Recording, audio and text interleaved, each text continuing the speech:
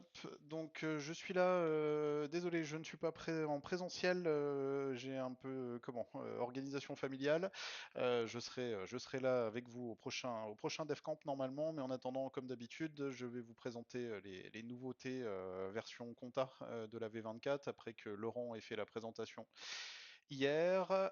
Et donc, c'est parti. Si vous avez des questions, je vous invite à les donner, à les communiquer éventuellement à Frédéric ou Gilles qui seront derrière le micro et je ferai une réponse après coup. Voilà, parce que je ne vous entends actuellement, je ne vous entends pas.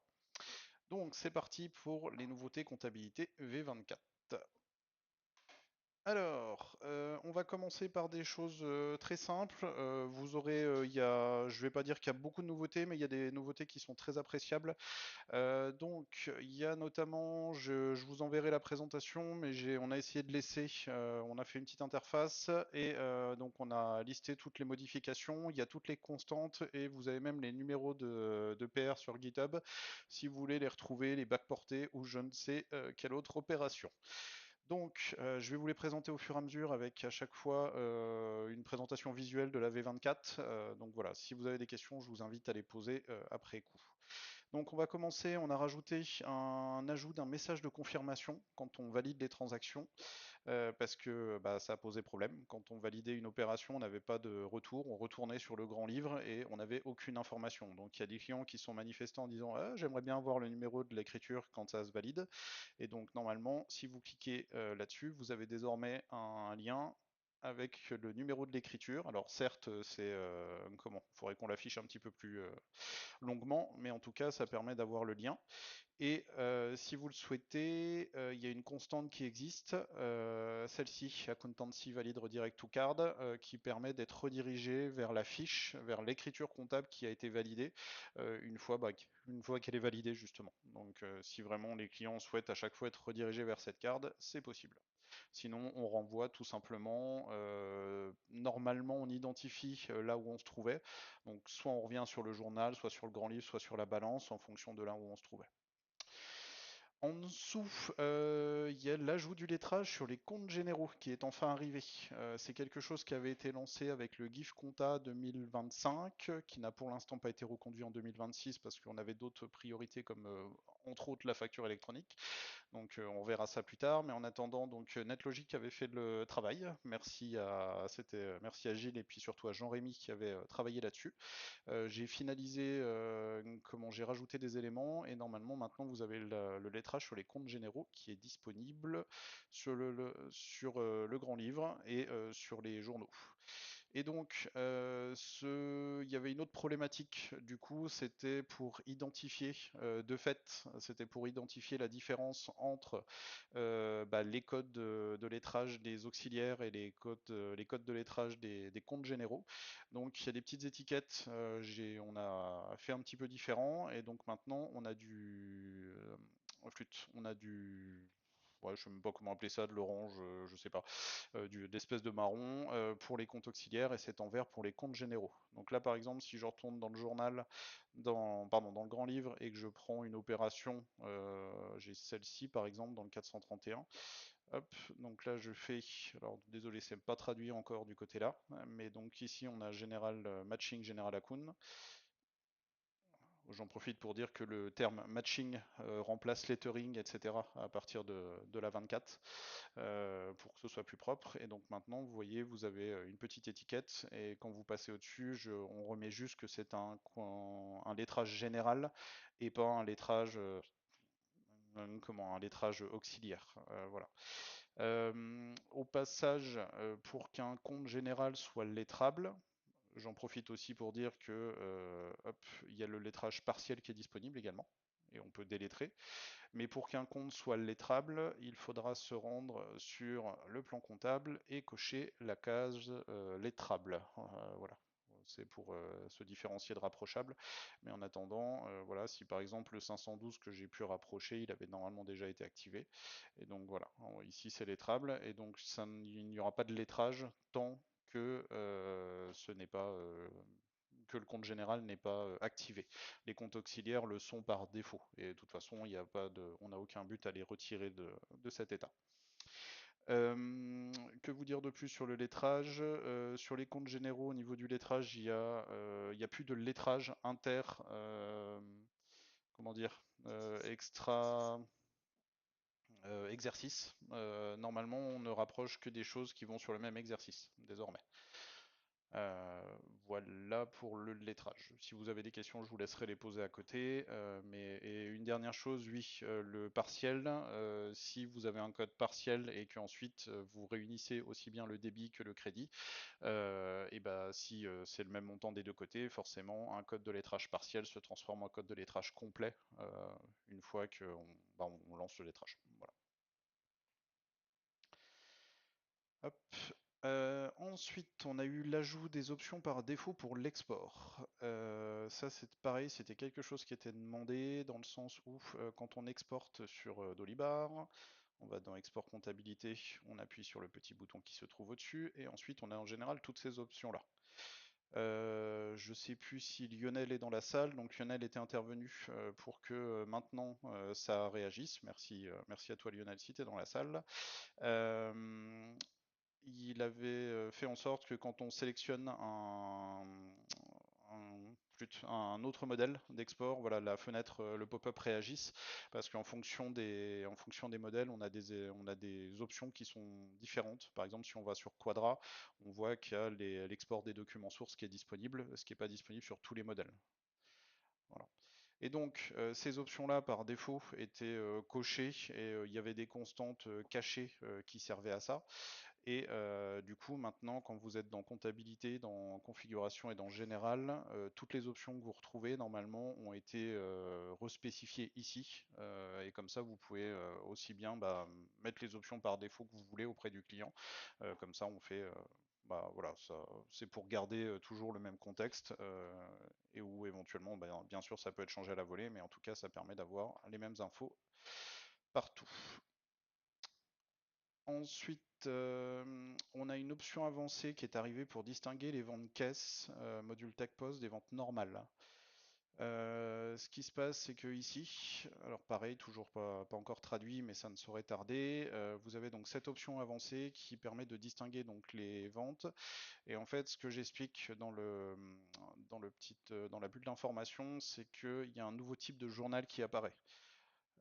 Avant, on avait dans les journaux, on avait le type vente, classico-classique.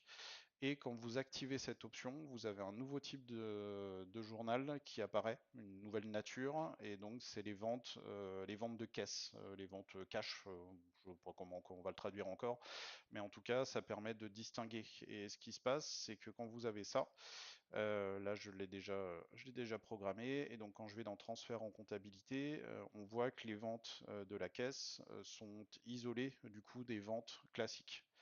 Et donc, ça veut dire que tout ce qui était vente TechPost va être retiré du journal de vente, enfin de la préparation des écritures de vente. Et inversement, elles vont venir se diriger ici et elles seront disponibles. Et du coup, ça veut dire qu'on peut les mettre dans un autre journal. C'est volontaire. Si on veut pousser le vice, on pourra même éventuellement le faire carrément par numéro de caisse, si on voulait en arriver là. C'est pas encore le cas aujourd'hui, mais on pourrait très bien pousser la chose, en tout cas. Ensuite, Ensuite, un élément précieux. Vous savez que quand vous avez des dolibars qui sont assez importants au niveau du nombre de tiers, je ne sais pas pour vous, mais vous avez peut-être remarqué que la comptabilité ne charge plus. Quand je dis alors, je dis beaucoup de tiers, hein, c'est j'imagine 30, 40 000, etc. C'est parce que jusqu'à présent, en fait, quand vous deviez sélectionner sur une écriture, hop, je vais prendre une écriture au hasard, hop, voilà. Quand vous étiez ici, vous aviez effectivement une liste déroulante. Et le problème, c'est qu'il chargeait tout. Et donc, ce qui a été fait, c'est que j'ai repris le même principe que l'Ajax de recherche des tiers quand les listes sont trop longues. Et en fait, vous avez tout un système, quasiment le même système qui est apparu dans la configuration, pareil dans Général.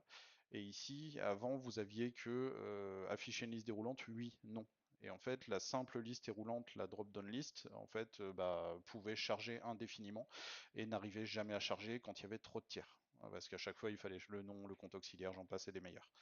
Et donc a été repris ce même principe que les listes des tiers, hein. Vous savez que quand il y a une chute de performance à cause du trop grand nombre de tiers, et ben vous avez normalement la possibilité de faire ceci dans le module tiers. Et ben maintenant vous pourrez faire la même chose sur les auxiliaires du côté de la compta. Et donc ça veut dire par exemple pour l'association d'Olibar, ça va être moi ça va me permettre de pouvoir taper les comptes auxiliaires sans me prendre la tête, d'aller rechercher, vérifier que tout est ok et ne pas faire d'erreur dans la saisie. Comme ça j'aurai une liste déroulante, notamment parce que nous avons beaucoup de tiers sur le Dolly Store. Voilà. Donc là par exemple si je me mets en nombre de recherche caractère 2, hop, je refais ma transaction. Voilà, et qu'est-ce que je vais taper? Voilà, et ça retape. Je rappelle au passage que quand on est sur un compte qui est non centralisateur, ça c'est pareil, hein, c'est arrivé dans la 23, 22, 23. Je rappelle juste que si pour utiliser les comptes auxiliaires, maintenant il faut que le compte soit déclaré comme étant centralisateur. S'il n'est pas déclaré comme centralisateur, il n'a pas le droit aux auxiliaires. C'est des mesures de sécurité pour éviter qu'on nous mette des comptes auxiliaires sur des comptes généraux, parce que bah, sinon après c'est l'enfer pour exporter vers d'autres logiciels. Donc voilà. Donc ça c'était déjà pas mal. Ensuite il y a eu l'ajout, la finalisation je dirais, parce que ça c'est pareil, c'est quelque chose qui est là depuis assez longtemps, je crois 21, quelque chose comme ça, mais qui n'avait jamais été finalisé. Et donc désormais c'est possible avec cette constante, Accounting Enable Multi-Report, loupé. Vous avez la possibilité maintenant de faire des rapports comptables personnalisés multiples. Pour l'instant, c'est sécurisé par une constante, c'est volontaire, c'est une constante cachée, parce que juste le temps que ce soit testé. Avant, vous aviez donc uniquement groupe de comptes personnalisés, et la problématique qu'on avait dans Dolibar, c'est qu'on pouvait faire un seul rapport. Un seul et unique. Je pense que les gens de Progi 16 qui sont dans la salle, je pense notamment Anthony, doit être, s'il est là, doit se dire, effectivement, ils avaient sorti un module qui s'appelait Gen Rapport et qui en fait était obligé de recharger à chaque fois toute une ribambelle d'SQL pour pour faire du multi-rapport. Du coup, ça a été repris à la base et désormais, donc on a ici rapport personnalisé qui est arrivé quand vous activez la constante que je vous ai communiquée avant et qui va permettre de rentrer en disant, bah, par exemple, ici, je veux un bilan. Voilà, pour la France, hop, ajouter, c'est parti. Et donc ici, après, dans le groupe de comptes personnalisés, on peut donc prendre bilan, rafraîchir, et ensuite on va pouvoir taper tous les codes. Et en fait, ce qui se passe, c'est que ensuite, quand on est dans comptabilité et dans rapport, voilà, par groupe personnalisé. Ah, là, par contre, il y a un petit souci. Normalement, le module LD était censé réagir. Voilà. Donc, je revérifierai ça, mais normalement, maintenant, sont listés effectivement tous les noms des rapports. Donc, on va avoir report, on va avoir bilan, comme je l'ai appelé. Voilà. Et donc, ce seront les groupes personnalisés. Je vais juste vérifier pourquoi ça ne s'affiche pas. Mais normalement, on est censé avoir les groupes. Et donc, on aura la même page qu'on a actuellement, mais à chaque fois pour différents rapports. Donc ça c'est pareil, c'était vachement important dans le sens où il nous fallait, si on veut un SIG, si on veut un bilan, si on veut un compte de résultat, on veut les trois, on ne pouvait pas, c'était un seul rapport forcément. Et donc là maintenant on a les trois si on veut, ou d'autres rapports, hein, parce que tout se base sur les données comptables, donc vous pouvez techniquement faire des groupes, voilà, des rapports personnalisés selon vos besoins. Si vous avez envie de calculer la marge sur la vente des petits outils, des petits outillages ou des trucs comme ça, c'est tout à fait envisageable. Voilà, voilà. Donc retenez cette constante et de toute façon elle vous sera communiquée. Ensuite, je le répète, ça c'est apparu dans la 23, dans la 22, le groupe de travail, le GIF comptabilité, c'était notamment OpenDSI qui avait travaillé dessus. Il y a donc le mode de comptabilité d'engagement et le mode de trésorerie qui sont apparus, hein. Ces deux modes de comptabilisation qui sont différents et qui diffèrent. Le mode de trésorerie étant théoriquement plus approprié pour les petites sociétés. Donc ça veut dire qu'on se base uniquement sur les écritures de banque. Et en fait, ce qui s'est passé, c'est que à un endroit dans Dolibar, il était possible d'activer certains rapports, et en fait, ça a activé ce mode-là. Et donc pour revenir en arrière, il fallait passer par le mode développeur, etc. Et donc ce qui a été fait, c'est juste que on a réaffiché, et donc ça c'est déjà dispo dans la 23, c'est que dans général, voilà, il faut juste faire attention à ça. Si vous mettez en recette dépenses comme je le suis actuellement par défaut, hein, c'est précisé, on est en comptabilité d'engagement, mais si je me mets en option d'encaissement-décaissement, hop, je vais juste vous remettre le transfert en comptabilité, vous voyez, j'ai tous mes préparations d'écriture qui sont là. Et si je me remets en option encaissement-décaissement, bien sûr, vu qu'on est sur de la comptabilité dite de trésorerie, c'est pour ça qu'on a que les banques qui apparaissent. Et c'est normal. Voilà. Et donc s'il y a des clients qui disaient ah je comprends pas la compta ne fonctionne plus, on a eu plusieurs questions là-dessus sur le forum français. C'est pour ça qu'on a fait on a poussé l'affichage de l'option parce que bah sinon ça c'était galère à corriger. Voilà. Ensuite, on a quoi? Pareil, il y a un ajout d'un système de modèle d'opération comptable. Euh, j- Depuis la V22, c'était Pragmatech, pareil dans le GIF comptabilité, merci à eux, qui avait apporté donc la fonctionnalité de clonage sur les opérations. Euh, je pense, je vais vous montrer. Donc, je rappelle que la V22 a apporté toutes ces fonctionnalités-là. Voilà, clonage, changer de compte, extourne, et puis bon, bah, une partie du lettrage. Mais ces options-là, voilà, permettent de cloner des opérations, les changer, si on veut changer en masse d'un compte à l'autre, par exemple, voilà, le comptable vous dit ah c'est pas le bon compte, et ben dans ce cas-là on pouvait changer. Et extourner, c'est pour retourner, inverser une opération, bon, principalement au 1er janvier. Ces options-là sont arrivées, certes, mais il nous a été demandé par, pareil, plusieurs retours clients d'avoir ce qu'on appelle des modèles de compte, alors d'écriture, j'appellerais ça. Là, c'est traduit sur modèle de comptabilité. Ça me convient pas, mais c'est pas grave. Donc ici, on a possibilité effectivement de faire des nouveaux modèles. Voilà, et par exemple dans TVA, on peut lui dire, bah par exemple, voilà, j'ai le 44 571, tu me tapes, tu me mets TVA, hop, on n'a même pas besoin de mettre de montant. Hop, là par exemple, 66, voilà, hop, et je vous mets juste le truc de paiement, voilà. Donc là c'est un modèle de TVA. Et donc après, si je vais dans comptabilité ou même balance journaux ou balance, peu importe, je rajoute une nouvelle opération. Et donc ici, maintenant, j'ai écriture de TVA mensuelle. Voilà, là je vais marquer TVA, on est au mois de juin, donc 05 2026. Voilà. Et donc ici, on a les écritures qui ont été, l'écriture qui a été reprise, le modèle. Et donc après, bah, libre à nous de l'éditer. Alors dans le modèle, je précise que vous pouvez noter déjà les montants si vous le souhaitez, hein, c'est pas impossible. Et comment là, par exemple, bah, voilà. Et après, c'est le fonctionnement classique de Dolibar. C'est juste qu'il vous a déjà renseigné les lignes avec ce que vous lui aviez demandé, tout simplement. Tac. Et donc là, ça veut dire que on a mon opération me paraît bizarre. 600. Voilà, et donc après, bon, on valide, hop, et puis après, ça, c'est le fonctionnement classico-classique de Dolibar.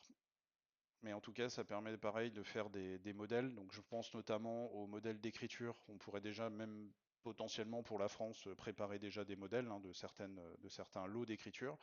Ce qui serait peut-être intéressant, c'est de vérifier, ça je ne l'ai pas fait, il faudrait peut-être vérifier que les lignes qui ne sont pas renseignées au titre du modèle ne soient pas reprises lors de la validation, ça peut être intéressant.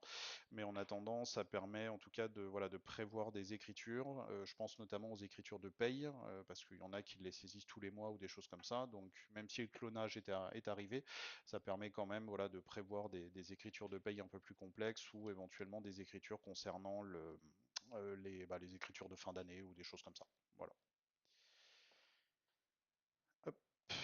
Ensuite, on va finir là-dessus. Donc, possibilité, il y a un hook qui a été rajouté au niveau technique qui s'appelle Accounting Label for Operation pour remanier les libellés des opérations comptables lors du transfert en comptabilité. Donc, quand vous êtes dans la fiche, quand vous êtes quand vous trouvez dans le transfert en compta, par exemple, vous êtes sur les ventes, voilà, vous avez les libellés d'opération là. Je rappelle au passage que Dans la configuration, vous avez désormais quelques petites options pour les libeller, hein, savoir ce que vous voulez mettre, voilà, numéro de pièce, nom du tiers, etc. Mais en attendant, on nous a demandé de pouvoir intervenir sur les libellés lorsqu'on les génère, lorsqu'on va les transférer en compta. Et donc, par exemple, rajouter le nom du projet, par exemple, dans le libellé ou des choses comme ça. Et donc là, voilà, j'ai rajouté ce hook là pour permettre tout simplement de faire ça. Et donc après, libre à vous, je vous laisse imaginer tout ce que vous pouvez faire hein, avec. Ensuite, pour l'export Quadra, c'est un de ceux qui bouge le plus, je dirais, parce qu'il y en a qui sont inanimés depuis assez longtemps au niveau des exports. Quadra continue d'exister. Et il y a une nouvelle option qui a été rajoutée, donc une constante avec un nom qui est long comme le monde. Donc Accounting Export Quadratus Disable for Party Update. Grosso modo, c'est pour quand vous importez sur Dolibar, pardon, quand vous importez sur Quadra un fichier provenant de Dolibar au format Quadra, vous avez la possibilité de mettre à jour les tiers. C'est-à-dire qu'il y a des informations qui vont circuler, vous pouvez créer les tiers, ça va créer les tiers, etc. Et donc là, il y a cette option-là qui permet uniquement de créer les tiers et de ne pas les modifier après coup.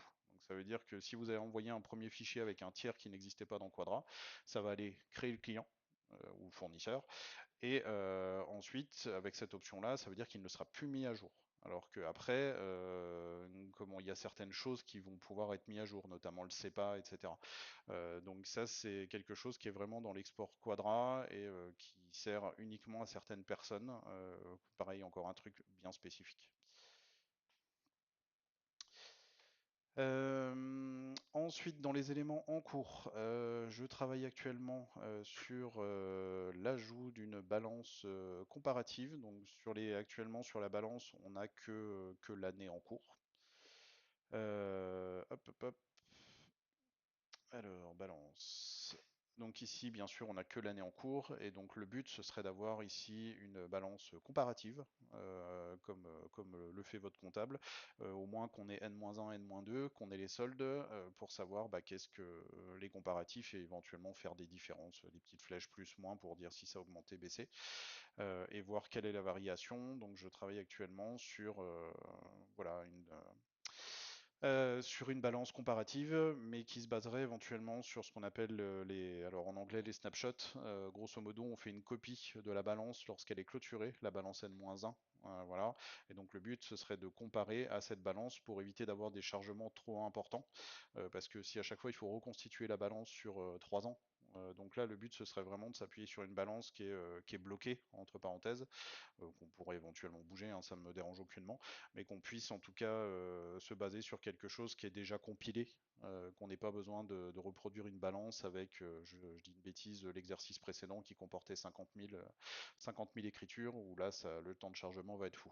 Donc c'est pour ça qu'il y a au niveau SQL, donc c'est déjà prêt, et le but ce serait de copier quand on clôture une balance, et comme ça on pourrait les comparer beaucoup plus facilement. Voilà, merci pour votre écoute. Et maintenant, je vous attends pour les questions si vous en avez. Merci si quelqu'un peut me parler, parce que je ne vous entends pas du tout. Je vais. Merci, Jules.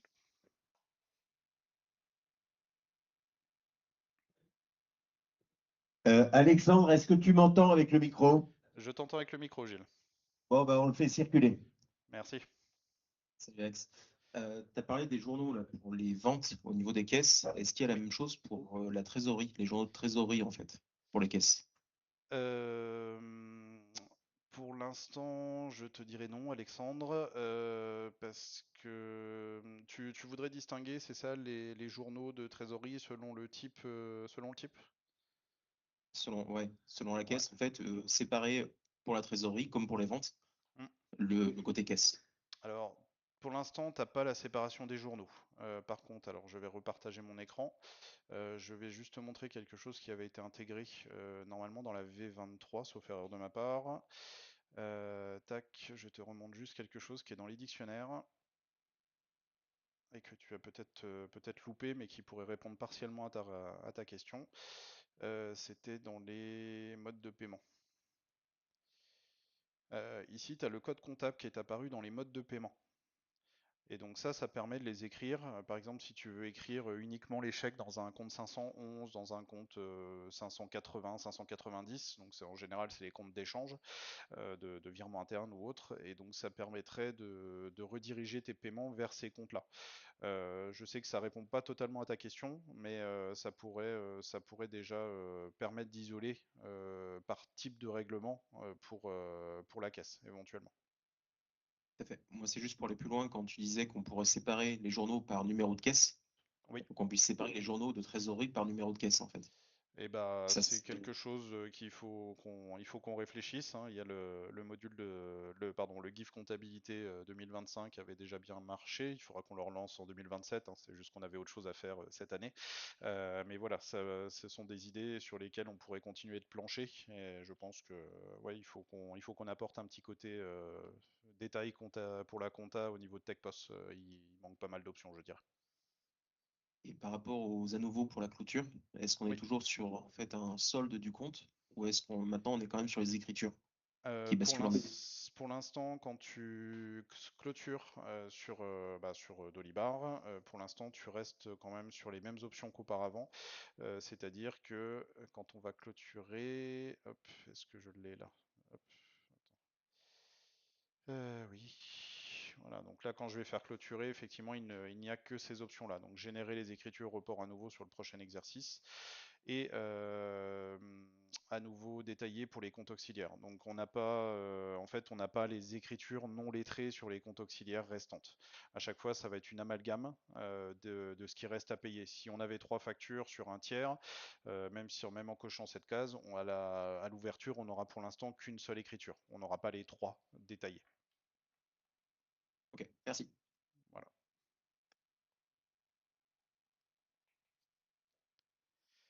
D'autres questions? Question de José. Euh, Salut Alexandre. Salut José. Il nous tarde de te revoir. Merci beaucoup. Je serai là au prochain DevCamp qui est à Lyon, si je ne m'abuse. C'est déjà prévu. Vous inquiétez pas. Je pense que les gars, vous avez tous entendu l'engagement d'Alexandre d'être présent au prochain DevCamp. Ouais. Euh, Première question, Alexandre, concernant le lettrage automatique. Oui. Est-ce que c'est toujours présent ou pas? Tu as parlé tout à l'heure d'isolation entre exercice fiscal, Mm. qui maintenant donc fonctionne. Est-ce que le lettrage automatique fonctionne aussi dans Le cette mécanique-là? lettrage, exactement. Normalement, le lettrage, alors c'est en cours de finalisation, hein. Au moment où je vous parle, c'est pas encore terminé, mais normalement, quand on sera dans le, alors, je fais juste si vous regardez l'écran, je fais juste une synthèse. En fait, ce qui s'est passé, c'est qu'auparavant, on avait les options de lettrage des comptes auxiliaires, en fait, qui étaient sur les journaux et sur le grand livre classique. Et donc, ça perturbait les gens en disant, ah, je peux pas lettrer parce que, bah, voilà, c'est quelque chose qui concernait uniquement les auxiliaires qui s'affichaient ailleurs. Donc, c'est pour ça que maintenant, j'ai bien distingué. Donc, quand on est sur le journal classique, on a le lettrage classique, enfin, des comptes généraux en tout cas, pour les comptes qui ont été activés. Pareil sur le grand livre classique, hein, on n'a que ces options-là. Voilà, ça concerne le lettrage des comptes généraux. Et ensuite, quand on est sur le grand livre auxiliaire, on retrouve les options qu'on avait auparavant. Et donc ça ne concerne uniquement que les lettrages des comptes auxiliaires, je le répète.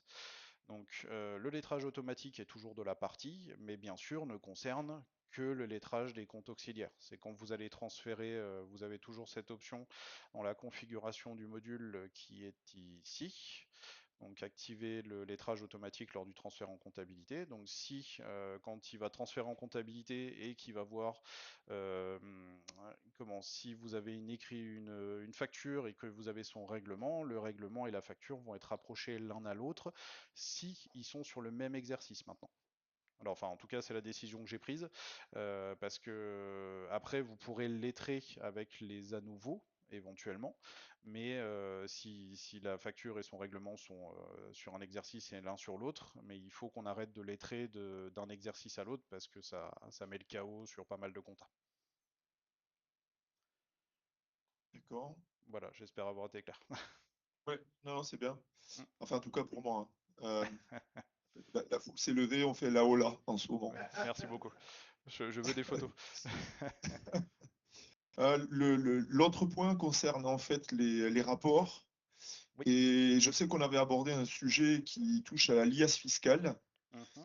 avec des mécanismes de déclaration en passant par Télédec, si je me Oui, souviens bien. Est-ce que exactement. c'est quelque chose qui est reporté? Est-ce que ça fera partie de... Pour l'instant, c'est toujours en cours. L'API Télédec étant toujours la même. De toute façon, après, eux, ils suivent les liasses fiscales, mais c'est juste que, en fait, quand on fait le point sur les API Télédec, aujourd'hui, on peut très bien leur transmettre une balance. Il y a une API pour transmettre une balance pour essayer de remplir un maximum de choses de la liasse fiscale, mais autant dire qu'avec une balance, on n'ira pas très loin. Donc, en fait, moi, je continue d'avancer pour essayer de remplir un maximum d'infos sur l'autre API de Teledec.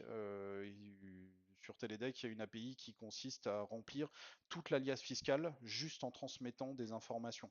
Mais ça veut dire il faut la gestion des parts des associés, de la répartition du capital, etc.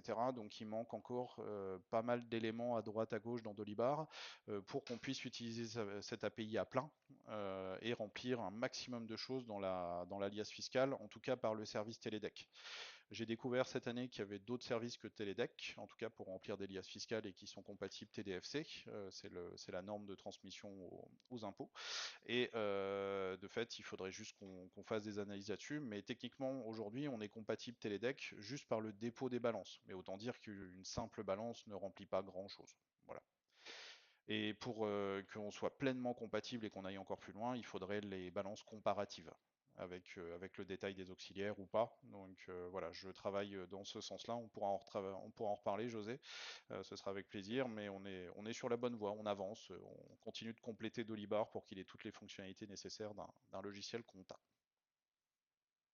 Et, et- et merci Alexandre. Et deux derniers petits commentaires ou suggestions. Premièrement, les modèles d'écriture, est-ce qu'il serait pas bon de pouvoir créer déjà quelques modèles de façon à rendre la vie plus facile, hein? Tu as montré par exemple la C'est TVA, etc. c'est ce que je disais tout à l'heure, mais la problématique qu'on va rencontrer, c'est toujours la même.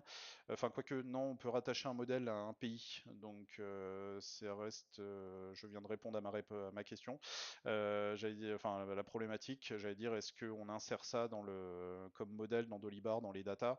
On pourrait très bien le faire pour la France, mais voilà, il faudra que d'autres pays éventuellement fassent des modèles pour d'autres pays, histoire que ce soit pertinent, quoi. D'accord. Je crois qu'on a des Canadiens dans la salle, si je dis pas de bêtises, donc libre à vous, Oui, messieurs. ils viennent de se proposer, ils viennent de dire oui. Eh ben, merci beaucoup.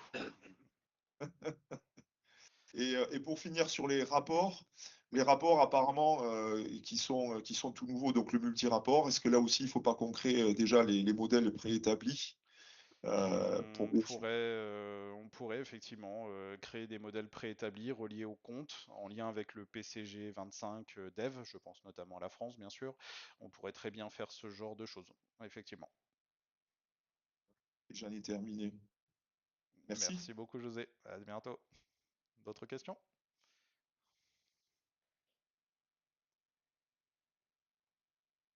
Le silence règne. Ah bah c'est de la compta, hein, à part José et Ouais. Alex,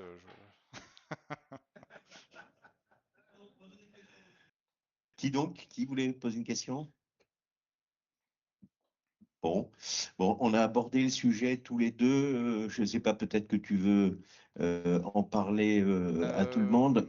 Oui, effectivement, tes questions. Alors, il faudra juste me rappeler le deuxième sujet. J'en ai qu'un en tête. Je sais qu'il y en avait un deuxième, Gilles, si tu Aborde peux le me dire. premier, comme ça je connais. Comme ça, Euh, par élimination, je trouverai le deuxième. alors, ma question, le dernier email qu'on a échangé avec Gilles portait sur les encaisses. Attends, pardon. Je vais y arriver. La TVA sur les débits ou la TVA sur les encaissements. Donc, qui Les est fournisseurs, oui. ouais, c'est ça, qui est un vaste sujet. Juste un tout petit rappel, vous avez dans Dolibar plusieurs modes de TVA qui sont disponibles et ça veut dire que on peut éventuellement, comment dire, j'ai du mal ce matin. Donc, vous avez la TVA d'engagement, la TVA sur les décaissements et la TVA sur les débits. Par exemple, quand vous avez un service, c'est au paiement que vous allez pouvoir récupérer cette TVA. Quand vous êtes sur les produits d'office, c'est de la TVA sur, voilà, la TVA est éligible tout de suite. Si vous achetez quelque chose, vous pouvez récupérer la TVA tout de suite sans l'avoir payé. Donc voilà, il y a déjà ce principe-là. Et donc, ce qui va se passer, c'est que je connais, moi j'ai déjà rencontré des cas dans mon passé quand j'étais en cabinet expertise, où par exemple les services, en fait, on pouvait récupérer la TVA tout de suite parce que le client, enfin pardon, le fournisseur Fournisseur. avait pris des options en disant, voilà, j'autorise la TVA sur les débits, même si je vends du service. Voilà, c'était quelqu'un qui louait, voilà, c'était un locataire, c'était un fournisseur qui avait un loyer vis-à-vis d'un client. Le client avait des difficultés comment financières et du coup, ça permettait de récupérer la TVA sans qu'il ait payé son loyer. Donc ça nous a permis de sauver comme 1 ou 2 mois. Après, il s'est rattrapé, tout va bien, je vous rassure. Mais voilà, ce genre d'option a son importance. Et donc, ce qui serait intéressant, ce serait qu'on puisse, en tout cas, pareil, hein, je parle pour la France, parce que je suis en train de discuter sur le Git avec, je ne sais plus comment il s'appelle, le pauvre, mais de la communauté allemande. L'Allemagne ne procède pas du tout comme ça, donc c'est pareil, c'est une problématique franco-française encore au niveau de la TVA, mais il faudrait effectivement qu'on ait ces options, donc une option enfin, TVA sur les encaissements ou sur les débits directement au niveau du fournisseur, enfin ou en tout cas au C'est niveau du ça. tiers. Mm. Et cette option aurait une influence sur le rapport de TVA. Parce que bah, Mhm. du coup, on récupère pas la TVA au même moment, Mhm. mais en fonction de l'option qui est sur le tiers. Voilà. Donc je suis en Ouais. train d'en discuter, mais est-ce qu'il, voilà, j'en discute avec la communauté allemande, mais il faudrait trouver une solution pour pallier à ce problème et être vraiment plus précis au niveau du rapport de TVA. Et pareil pour la TVA, j'ai plein d'idées, ne vous inquiétez pas. Voilà, je parle d'un module V2, la V1 étant dans le corps actuellement depuis des années, mais j'ai plein d'idées pour faire une V2 et si possible, on parlait de Télédeck tout à l'heure avec la question de José, c'est possible de déposer des déclarations de TVA via API désormais. Donc ça a un coût, hein, je crois qu'il est de l'ordre de 19 euros, quelque chose comme ça, mais ça permettrait directement depuis Dolibar de déposer une déclaration de TVA avec ce type de service. Voilà. Et tu avais une autre question, Gilles, et je ne m'en souviens plus, Alors, et j'ai pas mes mails sous les yeux, je t'avoue. merci. Alors, bon, je tiens à préciser, tu as raison, ça reste des cas quand même un peu Particulier. spécifiques, Mm, c'est pas très courant, mais mm, effectivement, le statut du fournisseur peut effectivement faire en sorte que ta déclaration de TVA se calcule différemment. Bon, c'est ça, alors exactement. le deuxième point qu'on avait abordé, mais comme tu le disais tout à l'heure, c'est des choses qui peuvent être éventuellement traitées dans le cadre du GIF. Bon, on en reparlera peut-être un peu plus tard. Le, C'était le la, sujet. la- oui, la deuxième question, c'était comment dire la comptabilité de groupe, donc la fusion et Oui, exact. des comptes de Mm. sociétés d'un même groupe. Oui, alors effectivement, quand on La a consolidation, pardon, la le consolidation. terme consolidation, effectivement, tu as tout à fait raison. Effectivement, dans Dolibar aujourd'hui, bah, bien sûr, la comptabilité est quelque chose de totalement séparé. Le multi-compagnie n'existe pas sur la comptabilité. On ne partage aucune information et on n'a pas vocation à le faire, hein. Si vous allez dans le code, vous verrez à chaque fois que dans les requêtes SQL de la compta, c'est marqué on ne partage pas. Voilà, il y a pas de, c'est à chaque fois c'est des simples confs, alors que des fois en général, on est sur au niveau du where, on est sur du entity in. Donc voilà, c'est volontaire et on a le cas de sociétés donc, qui sont en multi-établissement, donc techniquement ça devrait être la même compta et on est obligé du coup d'avoir des pièces de puzzle et puis ensuite on les réunit dans un logiciel. Donc ça, je t'avoue que cette partie-là, Gilles, je crois t'avoir répondu ça. Je vois plutôt ça comme un développement externe. Je ne sais pas si ça, vu que le multi-compagnie est quelque chose qui reste un module externe pour l'instant, je pense que le module de consolidation, même si déjà quelques travaux là-dessus et quelques idées. Je pense que ça devrait pour moi, à mon sens, rester un module externe pour l'instant. Ça peut rentrer dans les travaux du GIF, hein, bien sûr, ça reste de la comptabilité, mais c'est quelque chose qu'on doit avoir. Je suis totalement d'accord parce que bah, les grands groupes commencent à s'intéresser de plus en plus à Dolibar et quand on leur dit qu'on n'a pas ça, voilà. Et ça nous fait revenir en arrière, je dirais, en disant que quand la compta n'existait pas sur Dolibar, voilà, on avait honte, il n'y avait pas la compta, donc maintenant qu'on l'a, il faut qu'on la fasse évoluer et puis l'adapter vraiment aux besoins des plus grands tout en restant accessible aux plus petits. Voilà. Parfait, merci pour ces réponses. Est-ce que d'autres questions viendraient? Je ne crois pas, Alexandre. Je crois qu'on peut te remercier. Et Merci une à nouvelle vous. fois, donc, avec une salve d'applaudissements. Hop, j'entends rien. Plus fort, plus fort. Non, je me plaisante. Bah, en tout cas, merci à tous. Encore Merci à désolé toi. de ne pas avoir été parmi vous. Je vous laisse communiquer avec Nicolas, si vous avez des questions ou autres, qui m'en fera part. Sinon, bah, vous avez mes coordonnées en général.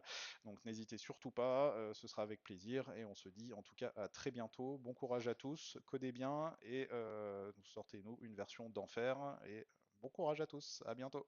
Merci, merci Alexandre. À Au bientôt. revoir.